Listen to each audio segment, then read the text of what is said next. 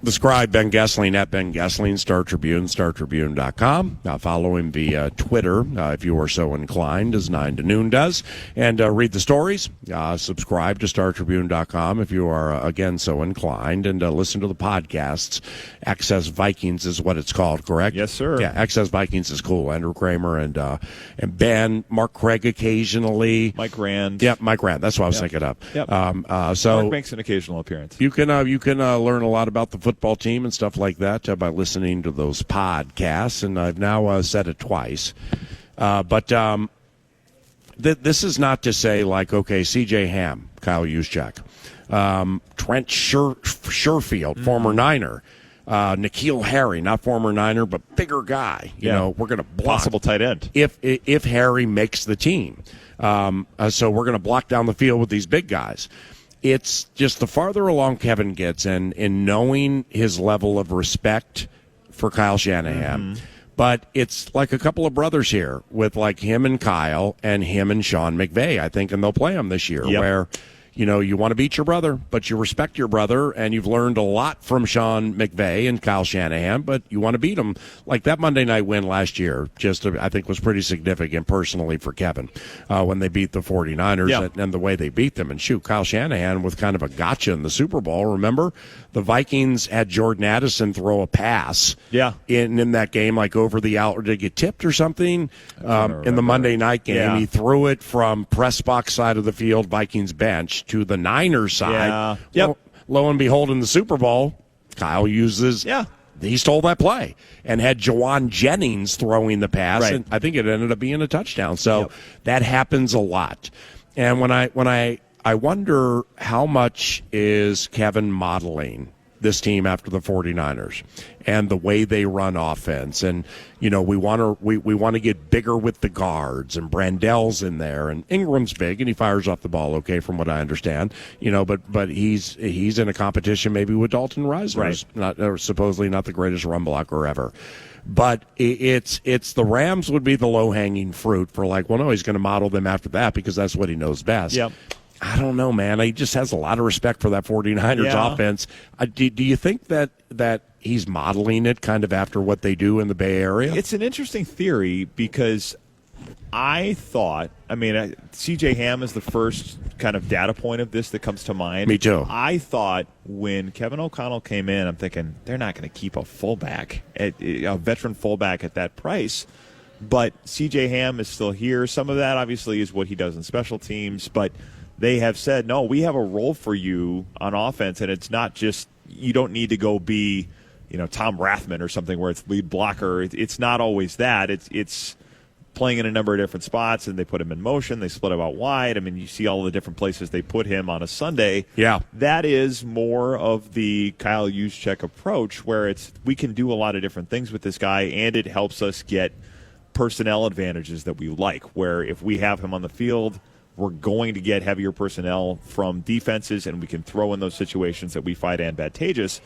So, yes, I think there are some of those things. I think some of the tight end stuff, the way they have set it up, is reminiscent of what the 49ers have done. And, I mean, you know, all of these guys, I think, that are in this system, whether it's McVay, whether it's Matt LaFleur, you know, Mike McDaniel, all of them have so much respect for Kyle Shanahan as, you know, probably a generation above them, certainly watching his dad, certainly learning from Gary Kubiak, probably a little earlier in his career than they did in theirs, just because of the age thing. But I think there's definitely like a Kyle Shanahan is kind of the standard bearer element of this, and has obviously had a lot of success, but hasn't been able to win a Super Bowl, but has been in a lot of big games and has won a lot of big games. So, yes, I think there's – if you're looking at that as a template, and the other piece of it for the Vikings is Kwesi Adofo-Mensah has very strong connections to that front office, to that way of doing things, whether it's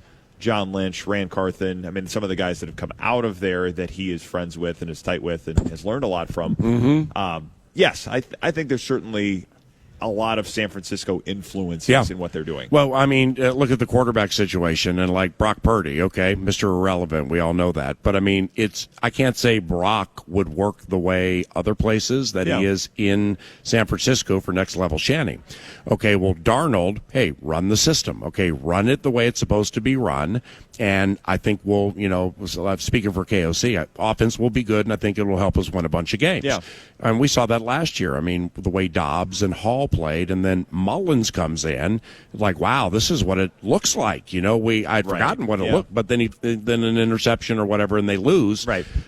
So, like Darnold hasn't worked out that well, whether the skill set or the coaching or whatever that we've heard 8 million times in Carolina and the Jets. Put that off to the side. It just hasn't worked well. And Purdy, wasn't so ballyhooed out of Iowa State that, he got like drafted on Thursday or Friday. Yeah. No, he was the last one to be taken. Or even earlier on Saturday. Thank you. So having Darnold come through here the way Purdy is there, well, that kind of connects a little dot for me, too. Yeah. I mean, the Purdy thing. Oh, and Darnold's from there. Yeah. I mean, can you assume that going to work out exactly the same way as they're a 1-to-1? No, I don't think you can assume that. But it does show you that it is possible to succeed in that offense without a guy that's at the top of the food chain, so to speak. And J.J. McCarthy, certainly, they're not taking him if they don't believe that they need a guy that can be the long-term answer. But there are, I guess, examples of this working where it's somebody that it's a June talker. Yeah, and even very much a June talker. Yeah, I say not top of the food chain. It's like Sam Darnold was the third pick in the draft. I mean, there's a lot of you're right. talent there that people scouted and said, yes, we want this guy to be the cornerstone of the franchise. So does it mean it's going to happen here? No. There's been a lot of things with Sam Darnold in the NFL, accuracy, turnovers, all of that stuff that's gotten him to this point. But we have seen places with this offense where if you do enough things to set the quarterback up, he can be successful, and I think that's their hope with him. 2.5 minutes, you get it all. It's a two-part question. And with a right to change it after you start seeing things in training camp or you go to the incredibly important joint practice in Cleveland, with a right to change the opinion after the preseason games and you check out the depth and like Gabriel Murphy and stuff. Where do you believe the Vikings will shine early in the season, and where do you believe they will struggle early in the season? That's a good question. I think where they shine is I think that pass rushing group is going to be better. I think they're going to have more ways to move people around. With Dallas Turner playing with Jonathan Grenard, Andrew Van Ginkel. If Van Ginkel gets healthy, which I expect, I think that's their hope, is that he will, and the expectation is that he will. If you have all three of those, you have a lot more pieces for Brian Flores to move around. I think they'll have a little more depth up front. I think Blake Cashman will fit nicely with Ivan Pace. I think that front seven is better than what we've seen, and I think that will show up certainly against the Giants. It's going to, I think, be a big part of that game, and then you go through that tough stretch of the schedule. So where's the struggle? You're on record saying they overpaid Jefferson. So you think Justin's going to – oh, wait, I saw that at Purple Persuasiveness. Oh, yeah. He was aggregating you. No, that wasn't you. Anyway, where do you think they may struggle early? Well, my question continues to be – how does the quarterback do? I mean, whether that's, and I expect it's Darnold, how does he handle the offense right away? You go on the road, a place where he's familiar, obviously MetLife Stadium, but then you get that stretch of tough opponents as you come back home, starting with the 49ers in the home opener. Have you always had a multicolored right eye? I have. Okay. Yes, I have. Damn it. I was hoping the answer was no. Nope. No, it's half brown. It's always been that way. Yeah. You got a little David Bowie to you there with that eye. For that. I don't remember what the term is. It's Bowieism. David Bowie has a brown and a green eye. There you go. Yeah, but anyway, you were saying. Yeah, mine is half. One of my eyes is David Bowie, I guess. Maybe that's the official term. Bowieism. Yeah, I think how does Darnold handle it? How does he play in that offense is a question. And then I think the corners is the other part of it because they want to play more man coverage.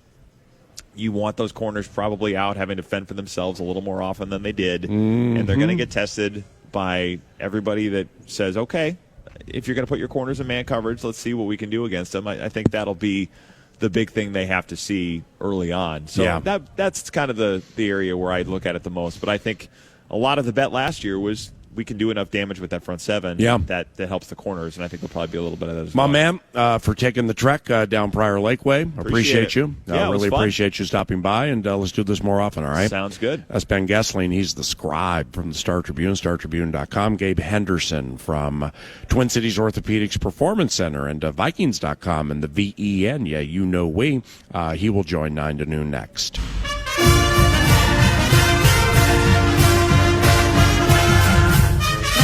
Go on, Gabe. Fan the flames, fan the flame. To the right. Where has Gabriel been? Man, it's been a while. Give it to us. Da da da da da da. Go LU. Go LU.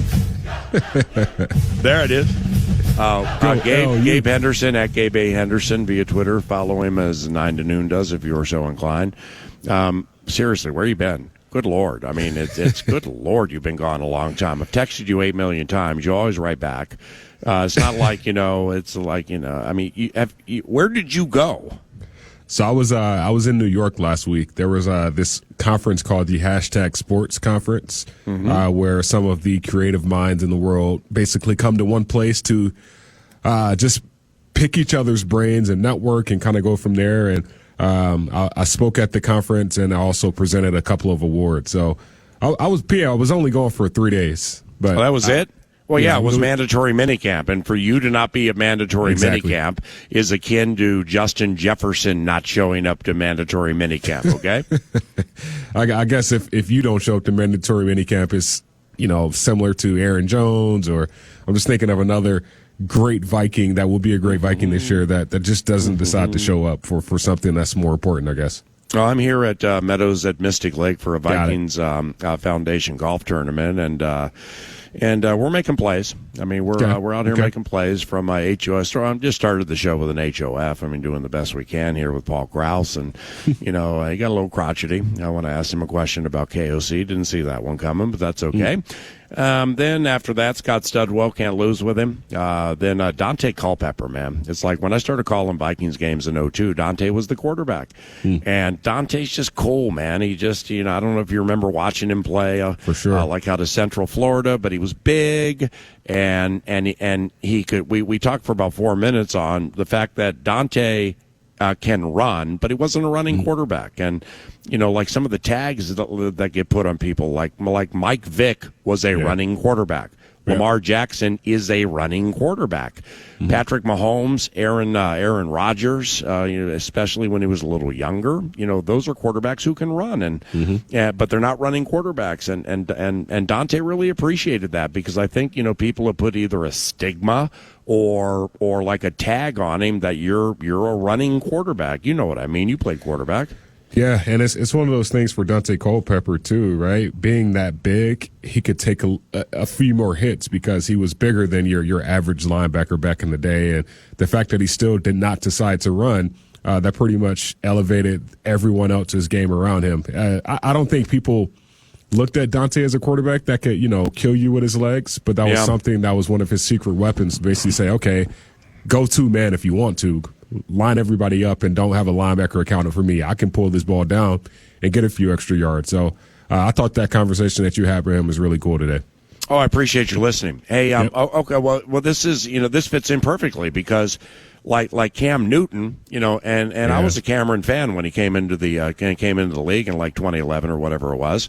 But Cam Newton, I mean, with before the shoulder got messed up, man. I mean, my man had a big arm, but he also could run around you or run through you. So, would you consider Cam Newton a quarterback who can run or a running quarterback?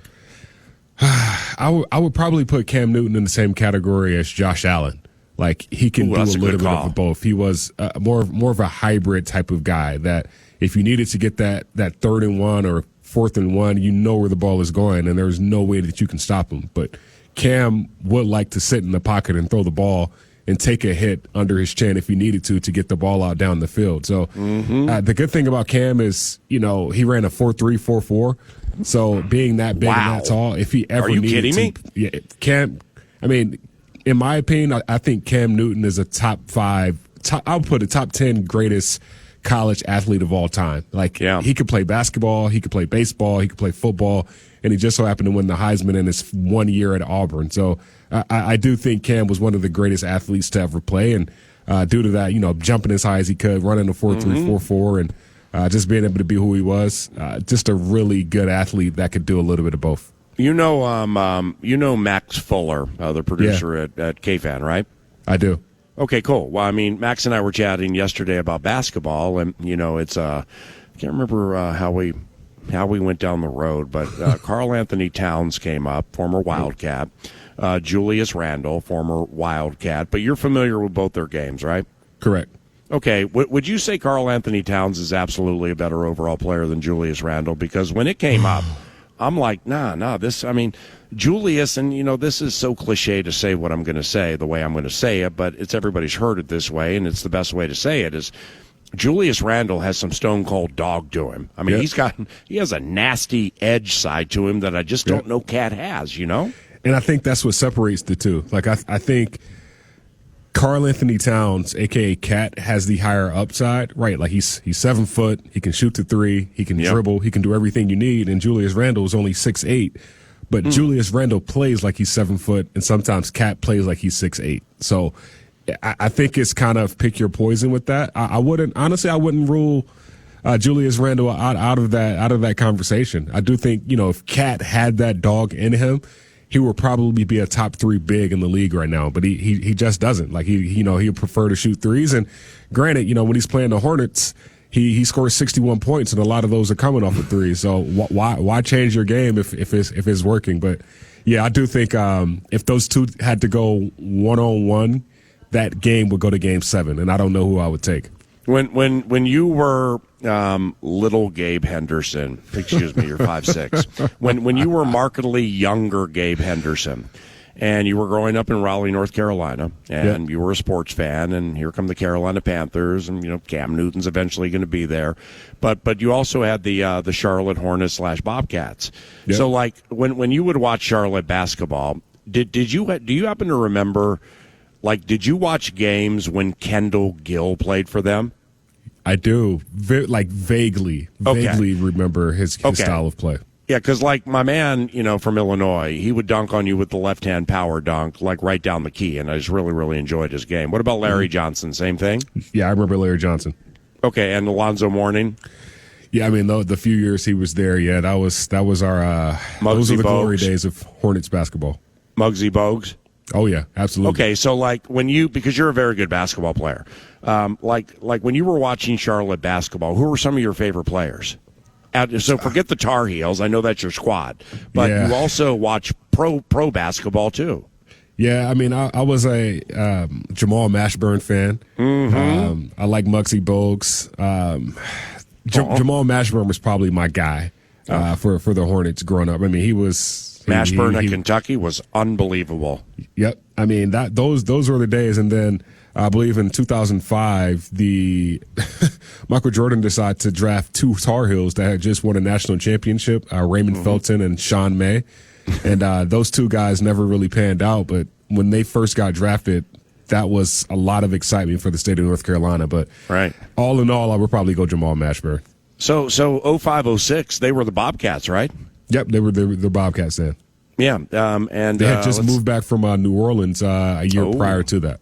Oh, that's right. So 05, so that's 19 years ago. So, I mean, what'd that make you, like 11 or 10 or something? Or like 8? 05. No, I was in my teens in 05. Oh, you were in your teens, okay. Yeah. Kareem Rush, they had him.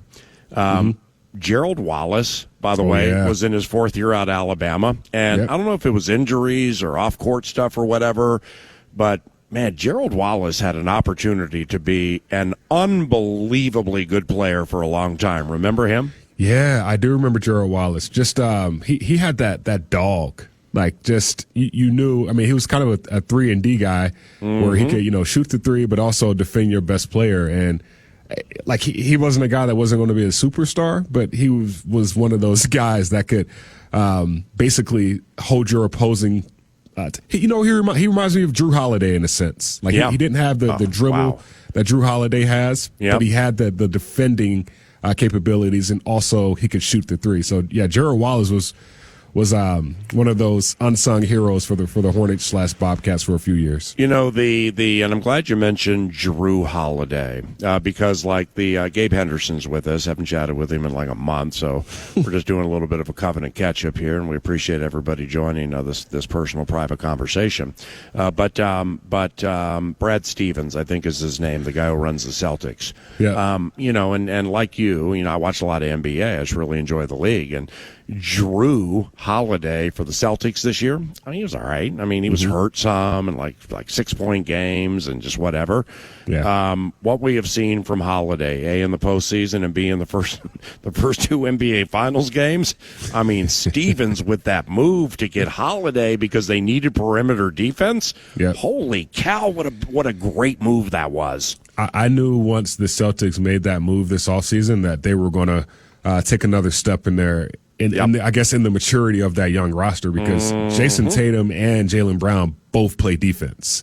But the fact that they could take some of that defensive, load off of their plate because they have a guy who specializes in that forced Jaylen Brown and Jason Tatum to be able to work on their offense a little bit more. Like right now, Jrue Holiday is literally shutting down Kyrie Irving. Like holding Kyrie Irving to 15, 20 points, like that is shutting Kyrie down because Kyrie can score every basket that he could. Basically, he can make every shot in the court. So I really love that acquisition. I think it's even more cool just hearing the story from this offseason when Jrue Holiday was in Milwaukee, and he was like, I want to be a Milwaukee Buck forever. And, the front office told him he was going to be a Milwaukee Buck forever.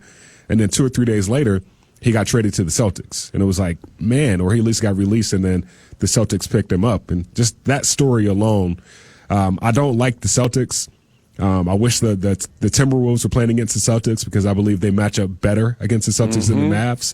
But Jrue Holiday, it's so hard not rooting for him, understanding his story. And Kyrie Irving with that tumultuous 2 years with the Celtics, and I guess there were more problems there than I thought, because I just this came up yesterday, and I'm like, all right, well.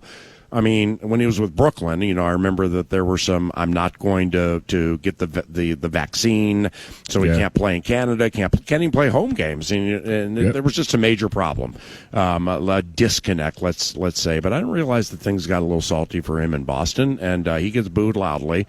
But it's I just wonder if in watching these games, because I love the NBA Finals, if Kyrie is the same Kyrie we played. Of course he is, but if maybe he's trying too hard, or maybe it's just too much with A, the Celtics are good, B, Jrue Holiday is, with all due respect to Anthony Edwards, he's a better perimeter defender than a lot of people in the league and what we have here. Yeah. And C, the Celtics are just a good team at switching and stuff like that. So Kyrie just can't get going. Yeah, and you can tell that was the game plan going into it, where Brad Stevens and I'm not even going to try to pronounce his name, Joe. I can't think of the Celtics. Oh, Mazzulla or something. Yeah, Mazzulla. Yeah. Their game plan was to limit Kyrie and let Luka beat you. And if that's the case, then hey, let's double team, or let's put our best defender on Kyrie and don't let him get going, and then let everything else play itself out. And it's worked. I do think if Kyrie was a little bit more efficient in game 2, the series will be 1-1. But right now, I'm a little concerned. I'm a little concerned. I do think the Celtics could easily go up 3-0. Just understanding that this is a do or die game for Kyrie, and I think he may try to force it, which ultimately plays into the Celtics' hand. So hopefully, this series goes to 6 or at least 7. But I think it could easily go 3-0 after tomorrow night. This hashtag sports bit you went to where you spoke, #sports.com. I've been looking at it for a little bit. Have you, were you there for the awards and stuff like that? Yeah. The Vikings Entertainment won one award. Wow. Really? Yeah, it was actually a really cool event. What was it? Did VEN win for X's and O's? No, we won the lines. No, it was an off the field. Oh, award. The golf cart bid. No, I didn't win one this year. I didn't win one. Come on. It was a Cam Bynum award. I can't think of what the name of the award. Malia Pearson, who works for the Vikings Entertainment Network, she won the award. So sweet. It was really cool. But yeah, I did miss seeing the guys on the field. Like there is an itch now that I have where I'm like, man, I need to see you. I need to see Bursich. Like I really want to start. Oh wow, you got ideas. Yeah.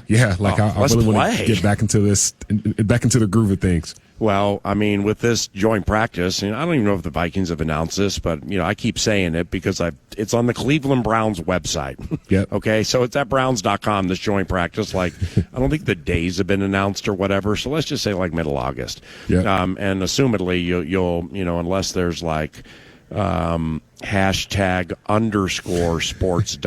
and awards where you'll be gone for another 9 days. Unless that transpires in August, I assume that you'll be there for the duration of this Browns joint practice, which means you'll be co-hosting 9 to noon if indeed we do radio shows there, and I believe we will. But the point I'm getting at is we'll have a lot of time there to talk about a lot of things because the joint practices are super cool, but we just have a lot of time to be there. So it's just really cool that you've come back with some ideas that may involve like me, Pete, Ben, stuff like that. Because we're always open, man.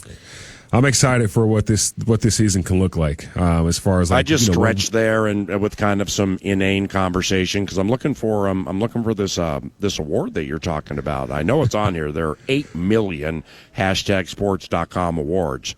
Best TikTok presence, LA Chargers, TikTok. So it might be excellence in multicultural storytelling. Oh, here we go. Okay. I think that was the one. It was a Table Talk episode that Cam Bynum did with his mom. Mm-hmm. And I believe Cam Bynum's wife was in that. She had just. I saw it. So long story short, that was the one that got.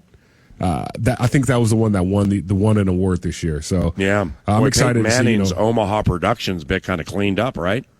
Yeah, them and BMW Bleacher Report kind of cleaned up a little bit. Trying to think, the WNBA actually won a lot of awards this year. Yeah, trying to think, man, how did the Brooklyn Nets they became the sports team of the year for engagement excellence? Yeah. I mean, I guess when your team ain't that good, you better be good on social media. And I think a lot of it's like in-game also. Like when they have fans there, they have so much going on. So, and granted, the award show was in New York. No, I'm joking. I do think the Brooklyn Nets do a really good job of in-game presentation. And, I mean, when you have, Kyrie, KD, and James Harden at one point, like you can get a lot of views and a lot of clicks. So I think it's more so about how you continue to build off of that. But I'm excited to continue to build on some of these ideas this offseason, especially at training camp and joint practice. Is your daughter, is she 2 yet or close to 2? No, she's 1 going on 20, and she started walking about 2 weeks ago. Yeah, she started walking about 2 weeks ago. So it's okay. Well, the reason I ask is when you're gone 9 days, even though they're almost, just nearly 2 years of age. Yeah. Like, do you remember when Daddy came back? Because now we have FaceTiming and stuff, and I FaceTime. You FaceTime with your family all the time, like in the booth before Vikings games, and I say hi to your wife and your daughter.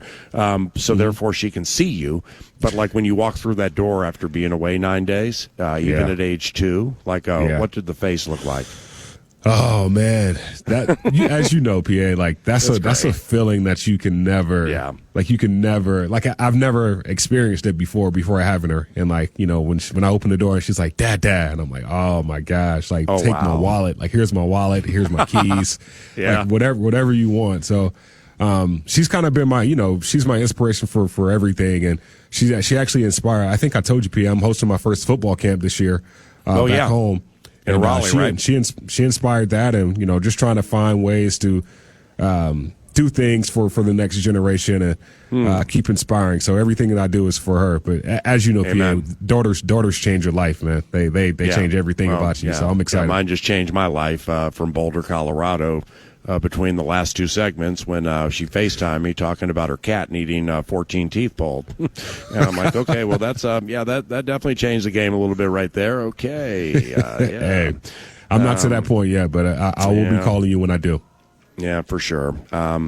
You mentioned the WNBA with hashtag sports and you know what is like I had Cheryl Reeve, coach of the Lynx, on yesterday, and Cheryl and I have known each other a long time. Oh man, I forgot to ask about you practicing with the squad. Do you still do that? I still do that. Yeah. Are you kidding me? I got Cheryl Reeve for 20 minutes and I didn't bring up Wow, I'm like, Kayla McBride is the one who hit all the threes the other night. I mean, it could have been like Cheryl. Without Gabe checking Kayla, she wouldn't have hit all those threes, right? Their practices are so they're so intense. Like some days when I go in, like there's this lady at the front desk. I want to come watch. You have Marnie Gellner's there. She sees all the practices. I'm trying to, their practices are so intense. Like, before you walk in, they'll give you, a certain look, and it's like, hey, look, guys, you're getting after it today. Like, we want you fouling them. We want you, bodying them in the post. So it's a workout for sure. But Cheryl, I was actually talking to Claire Duellis, who's the general manager for the Lynx, and I was like, I just feel like you guys' coaching is what's getting you guys some of these close wins. Because, I mean, let's be real. The talent isn't as great as it once was. But I do think Cheryl, as a coach, she's starting to evolve even more as a coach. And it's crazy to say that after winning 4 or 5 championships. She's becoming a better coach. Wow. And you can tell the players are starting to buy in. And ultimately, taking my daughter to games, of course, seeing it in first person in practice, it's starting to become a little bit more exciting for everyone involved, because you start to see the fruits of the labor from start to finish. You got ankle weights on her yet? I'm gonna start that probably in the next couple of weeks. Makes sense. She does have calf muscles like her dad, so I'll be sending you kind of what they look like at this point. Right. But the ankle weights are coming next week. Well, she might want to strive for calf muscles like her uncle. That'd be me. I'm playing with you. Let me close with this, because I couldn't figure out how to bring it up with Cheryl yesterday, so I didn't. I just waited for her to leave, then I kind of talked about it. But I'm that guy, okay? Whether it's I don't care what people think of this. It's like, I watched some of the NBA say, or WNBA say, over the last 15 years. Okay, just some. I was actually at a game, a Lynx LA Sparks WNBA Finals game years ago. I think Nneka Ogwumike, very young in her career, was playing for LA at that time. So, and I love basketball. I love basketball, man. Yeah. And I love watching professional basketball. So when I say I'm that guy who watched Caitlin Clark play 5 games and subsequently had an appreciation for Dawn Staley's approach with South Carolina and how she handled herself after the game, because a lot of people are trying to run that girl down and push her and stuff like that. Okay, I get it. I really like how Dawn Staley handled herself after that game. So, I hadn't watched it that closely, women's basketball, in a while, G. And then I was the one that was like, damn, man, this is more physical than I recall from 5-10 years ago. So, and you're practicing against, Nafisa Collier, so you know exactly what I'm talking about. Yeah. But when I say I'm that guy, is I'm watching WNBA games. I'm making sure I find Caitlin Clark highlights on ESPN.com even after they lose last night. And, I'm reading more things and listening to more things about it, because through her, I got bit. But now, whether it's Asia Wilson, right? Wilson. Yeah. Yeah. Okay, whether it's watching her, she's unbelievable. Yeah. Kelsey Plum, I'd heard the name, didn't know what team she was on, so watching her with Asia, I'm like, damn. Then you got some names that people would recognize, like Skylar Diggins and Brianna Stewart and, things like that. I'm just really, really enjoying it. And I'm not saying it's exact appointment TV for me all the time, but if the WNBA has a half-season package or a season, I'm about ready to buy that thing, man, because I'm really enjoying this. It's it shows you the fundamentals of basketball, right? Because there's no dunking, there's the splash plays that you see in the NBA, you don't really see that in the WNBA, but what you do see is the mechanics, the actual art of basketball. If you listen to some of the greatest NBA coaches or some of the greatest NBA players that have ever played the game, they always talk about how they watch the WNBA, because they learn their game from the actual basics of the game. Granted, these girls are, really good athletes and whatnot. But, you know, in the social media age, people want to see dunks, people want to see windmills, but you're not getting that with the WNBA. So now Caitlin Clark, which I know I'm like talking in circles, I do think we have to thank Steph Curry for all of this, right? Like Steph Curry made the three as fun as it is right now. So now you're starting to see that in the WNBA with Caitlin Clark. She can make some of these off-balance shots, and it's you know, highlights here. So like that's what gets the excitement back in the WNBA, on top of the physicality, on top of the skills, on top of everything that's going on right now. So go ahead. But you know what? Like now I'm watching it critically. Okay, so you know, she's playing against grown women, and she's playing at the highest level of this competition in the world. So like I probably watched 4 of her games, like 4 full games, and I've watched like 3 Lynx games and stuff. So I'm, you know, I ain't trying to pretend like I'm Lisa Leslie here or anything. But when I watch Caitlin, her defense, she's got to work on her defense a little bit. You know, she's a strong girl for her size. Yeah. But like here's the deal, like off what you said about the Lynx, and tell me if you think this is right because you practice with them, is specifically in that Los Angeles game, but like even one of the 2 against Seattle that I've seen, Cheryl has them playing perimeter defense about as well as I've seen a team play perimeter defense, male or female, this entire season. You know what I mean? And I do. And I wonder how much of that is due to the Timberwolves and Chris Finch and how he kind of imposes defense for the Timberwolves. Like, you know, when I go into practice, like Chris Finch is there. Like he's watching, he's walking by. Like some of the guys are walking by. So like there's an intensity that's just inside of that building. And I wonder, I mean, like, Cheryl Reeves has probably, you know, already have been instilling that into her team. But to your point of it being more evident, like, I wonder how much the Timberwolves and Lynx, how much of that partnership has actually helped the Lynx when it comes to perimeter defense. In closing, I don't care what Greg Peters, Lindsey Young, Curly Harris, or Jordan Struck said about you being gone. I missed you, and I'm really, really happy that you're back. No, it's been a while. When you texted me the other day, I was like, man, it's so good to hear from PA. So thanks for having me on. Like, this is. Like I said, I'm excited for football season. I'm excited to hear these ideas you got.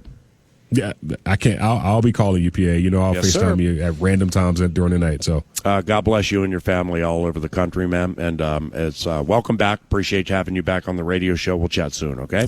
Appreciate you, PA.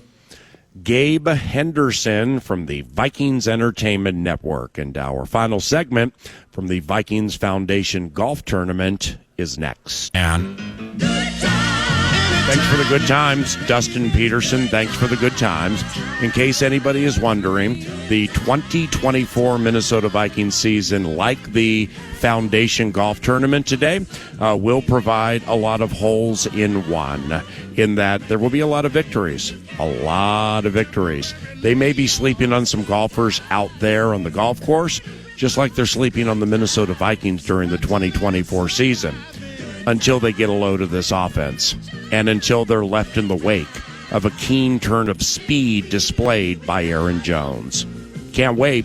This is Bogey-Free Football. I'm Paul Allen. Thanks for listening.